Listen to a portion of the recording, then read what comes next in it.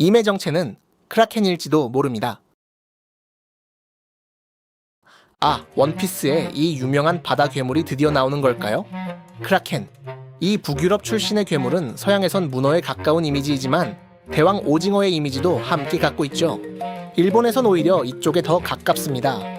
유희왕이나 롱맨, 가면라이더에서도 크라켄이라 이름 붙은 몬스터는 전부 오징어 형태이고 멀리 갈 것도 없이 원피스에 등장한 크라켄도 루피에 의해 수름해, 즉 오징어포라는 별명이 붙은 걸 보면요. 그러니 만일 임의 모티브가 크라켄이라면 오징어와 문어의 양쪽 특성을 다 가지고 있을 거라 예상할 수 있습니다. 그러면 저는 왜 임의 모티브가 크라켄이란 결론에 도달했을까요? 그 등장은 당시 원피스 팬덤의 큰 충격이었습니다. 세계 최고 권력이라는 오로성의 뒤에 진정한 흑막이 존재한다는 것이 드러났기 때문이죠.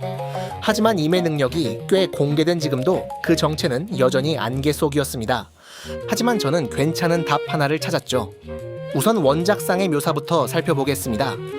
사보의 회상에서 등장한 이 임의 실루엣, 크고 둥근 머리, 4개의 손가락, 긴 주둥이나 이빨이 드러난 입을 보면 임은 오로성처럼 괴수로 변신할 수 있는 듯합니다.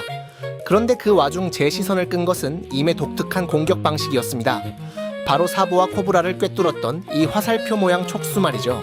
언뜻 보기엔 그냥 악마의 꼬리처럼 보이지만 이런 길고 뾰족한 작살 같은 기관을 갖고 있는, 그리고 원피스라는 해양 어드벤처 만화와 매우 잘 어울리는 생물이 하나 있습니다.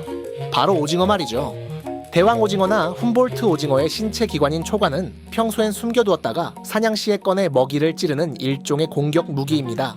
이는 만화적 허용을 생각하면 충분히 화살표나 창처럼 표현할 수 있고 아까 제가 주목했던 악마의 꼬리처럼 보일 수도 있죠. 이미 군코에게 빙의했을 때도 이 꼬리는 자라났습니다. 그런데 조금 이상합니다. 이때 군코의 등에는 악마의 날개도 함께 생겨났기 때문이죠. 임의 모티브가 크라켄이라면 이 날개는 뭐란 말이죠? 그런데 놀랍게도 실제 생물 중 이 날개와도 연결되는 두 종류가 있습니다. 바로 흡혈오징어입니다. 흡혈오징어. 이 동물의 라틴어 학명은 뱀피로테우티스 인페르날리스, 번역하면 지옥에서 온 흡혈귀 오징어입니다.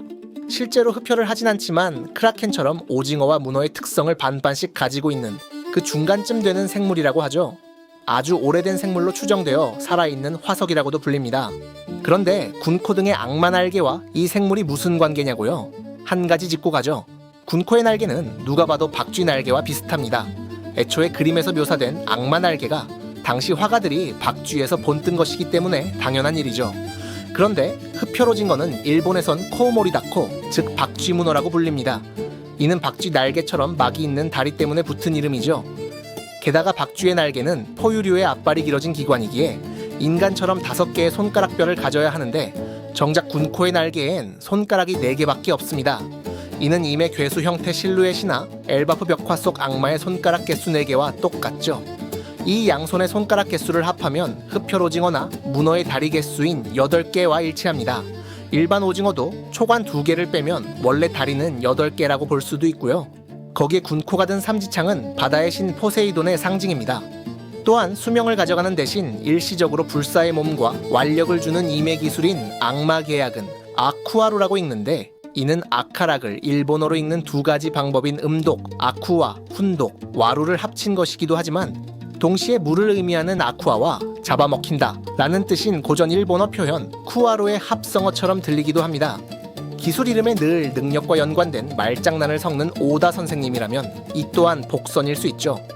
도깨비 참수로 번역된 조로의 기술 오니기리도 주먹밥 오니기리의 말장난인 것처럼요. 그러고 보니 여태까지 공개된 임의 실루엣은 오징어와 좀 닮았습니다. 머리가 뾰족하며 끝엔 접히는 부분이 있고 눈이 커다랗죠. 또한 임이나 오로성, 신의 기사단은 어떤 피해에도 결국은 회복되는 것으로 묘사되는데, 이런 엄청난 회복력 또한 다리가 다시 자라나는 문어나 오징어 계통의 능력, 즉 크라켄에 기원한다고 하면 설명이 어렵지 않습니다. 게다가 이미 자신의 가신들과 힘을 나누는 계약의 이름은 순서대로 천의 계약, 심의 계약, 그리고 심심의 계약이며 흡혈오징어나 크라켄 모두 심해에 사는 생물입니다. 또한 사보는 말이 좋아해서 지옥이란 단어를 언급했는데 흡혈오징어의 학명엔 처음에 말했듯 지옥이란 단어가 들어갑니다. 게다가 오로성의 말맞다나임은 등불을 지우는 자, 1060화에서 이미 루루시아를 지우는 순간 지도 위에 루루시아 섬엔 X자로 먹칠이 됩니다. 네, 먹물 역시 오징어나 문어와 도무지 떼놓을 수가 없는 속성이죠.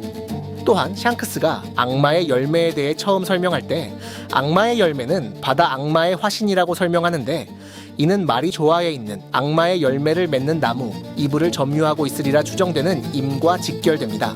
이렇게 보니 증거가 너무 많은 것 같네요. 이 가설에 아직 밝혀지지 않은 떡밥인 스릴러바크 근처의 거대한 그림자를 살짝 집어넣을 수도 있겠습니다. 붉은 눈을 빛내는 이 거대한 그림자는 그저 마의 삼각지대의 불길함을 한 번 더 북돋아주는 맥거핀이나 죽은 떡밥 정도로 지나가고 있었으나, 최근 하랄드의 과거를 보여주며 다시 등장했습니다. 작가님이 아직 잊지 않았다는 말이죠. 그런데 이 마의 삼각지대의 위치 조금 특이합니다. 샤봉디 제도와 꽤 가깝고 일부 당시 해군본부나 마리조아와도 매우 가깝죠.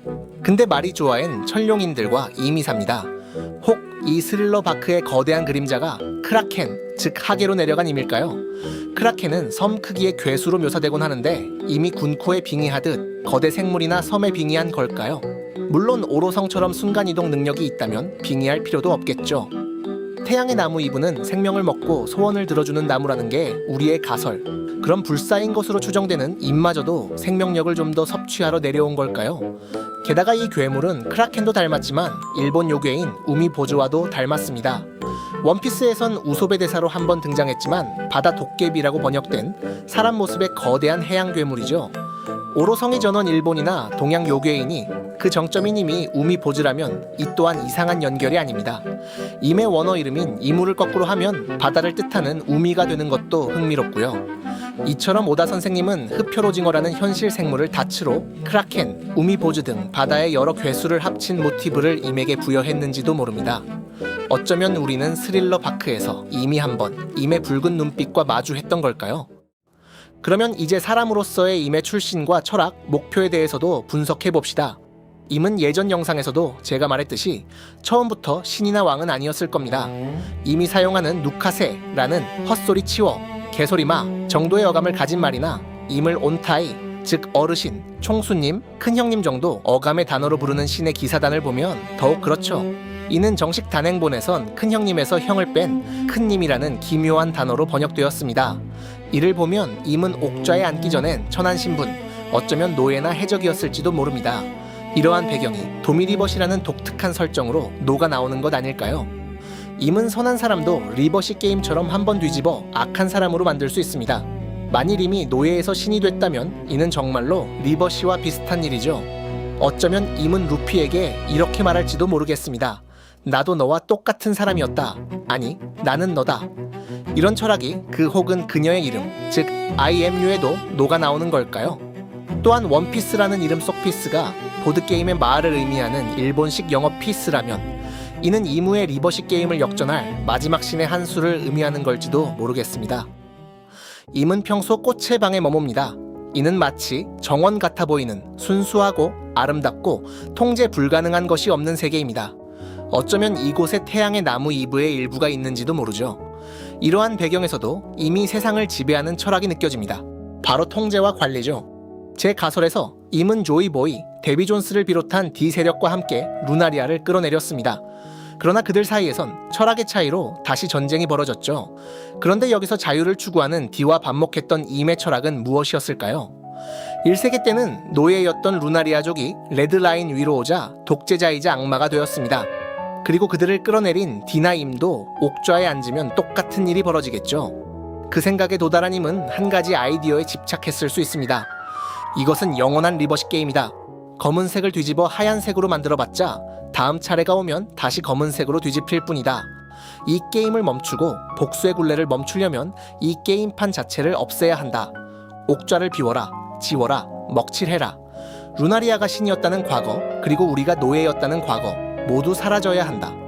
그래야 고요한 하나의 작은 세상이 온다. 그걸 막는 존재들은 벌레일 뿐이다. 이 정원에 잎을 갉아먹는 벌레는 필요 없다. 벌레 몇 죽이는 걸 두려워하지 마라. 고대 병기를 사용하고 하계는 수몰시켜라. 내가 원하는 세상은 무의 세계, 아무 갈등도 없는 세계다. 무섭지 않나요?